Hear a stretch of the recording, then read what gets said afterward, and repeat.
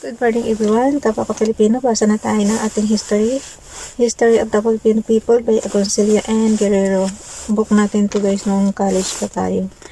Today is December 21, 2022. History of the Filipino People, Part 3, Reform and Revolution. Reform and Revolution. Topic number 10, The Revolution First Phase. Dito tayo sa paragraph, The Katipunan in Cavite. Basa. The Katipunan in Cavite. Even before the outbreak of the revolution, the Katipunan in Cavite was already divided into two factions representing two provincial councils. The factions were known as the Magdalo and the Magdiwang. The former was led by Baldomero Aguinaldo and headquarters at Cavite El Viejo, now Cavite, and the latter by Mariano Alvarez with headquarters at Novelita. The Katipuneros of Cavite were very active, having raised the standard of revolt on August 31, 1896, when they attacked the Tribunal Municipal Building of San Francisco de Balabon. The Magdiwang, on the other hand, attacked the Spaniards in Novelita, shouting, "Panahon na, mabuhay ang Kalayaan. The time has come, long live liberty." At Cavite El Viejo, the Magdalo, led by Candido Terona, took the offensive against the enemy garrison, which was captured without much difficulty. Meanwhile, Emilio Aguinaldo marched against Bacood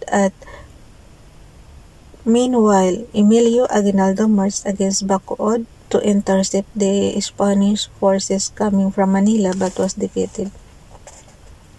Aguinaldo retreated to Imus. Here in the morning of September 5, he defeated the Spanish troops under the command of General Aguirre. The latter, in his haste to escape, the Filipinos galloped furiously away, leaving his sword behind him. In this encounter, the Spaniards lost hundreds of men and 60 guns. With ammunition, Aguinaldo returned to Imus, the recognized hero of the hour. From the time on, the Caviteños called him General Myong, not Captain Myong. The rebel triumphs fired the imagination of the people. Every male, young or old, carried a bolo or a knife, ready to fight the hated Spaniard wherever he was met. Aguinaldo was so inspired by the showing of the people and by the unity in all the ranks that he issued two manifestos on October 31, calling upon the people to continue to fight until liberty was won. Defeated in many sectors, the Spaniards decided to carry the fight to the province of Cavite. Governor General Ramon Blanco, egged on by the friars and the Spanish populace, took the offensive in Cavite. Early in November, he assaulted Binacayan and Novelita, but was repulsed with heavy losses. The Filipinos under Aguinaldo also suffered losses, one of the casualties being Candido Terona, Aguinaldo's bosom friend. Having defeated the Spaniards, Aguinaldo and his men created the positions of Secretary of State and Secretary of the Interior. Jacinto Lobreras was designated Secretary of State, while Daniel Terona was appointed Secretary of the Interior. The successive defeats of the Spaniards led the friars to agitate against Governor General Blanco. They accused him of dilly-dallying and of incompetence. Their efforts were rewarded when General Blanco was finally relieved as governor by the brutal General Camilo de Polavieja on December 13, 1896. Polavieja began his campaigns in Cavite early in January 1897 and partially succeeded in driving away the rebels from several places. His order to massacre the civilians led Andres Bonifacio, then in Morong, to issue a proclamation denouncing the Spanish brutality. Inch by inch, the Spaniards captured the territory they had lost until about one-third of Cavite fell into their hands. Bonifacio and Cavite. The rivalry that existed between the Magdalo and the Magdiwang factions of the Katipunan in Cavite led to a series of reverses early in January 1897. In a mass movement such as that of the Revolution, unity was indispensable. To patch up matters, the Magdiwang faction invited Andres Bonifacio to intervene in the conflict. At first, Bonifacio refused, saying that his presence in Morong was necessary, but upon the insistent request of Artemio Ricarte and Mariano Alvarez, Bonifacio accepted the invitation.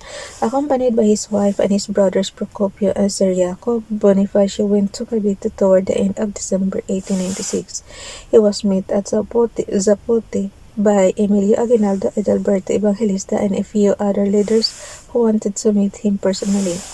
On December 31, an assembly of revolutionists was held at Imus to determine whether the Katipunan should be superseded by another form of government.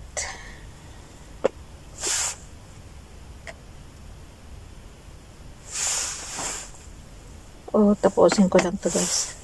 The Magdala faction believed that with the outbreak of the revolution, the Katipunan had ceased to be a secret society and should therefore be superseded by one more in keeping with the demands of the period.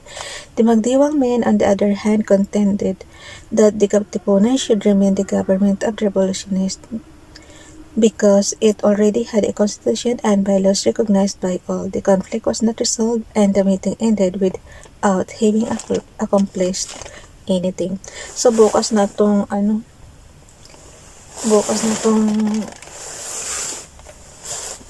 Heroes Convention.